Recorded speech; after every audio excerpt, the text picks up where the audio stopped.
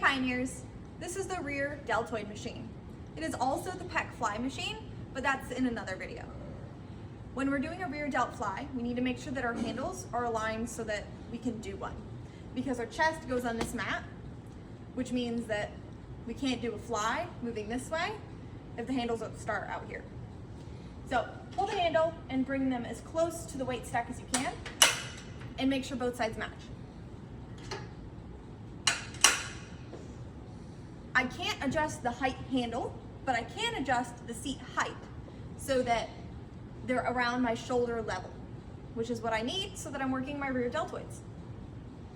To adjust the weight, and you'll have to start really light, use the knob to adjust by larger intervals. And then we have 5-pound plates that you can use a knob to raise and lower to add to the stack. Those are smaller intervals than the pin uses.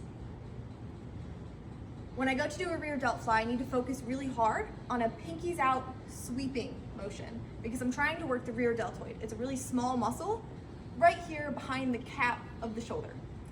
So I'll sit down and I'll do a few reps to show you. Just make sure your butt stays down and your chest stays on the mat and you breathe.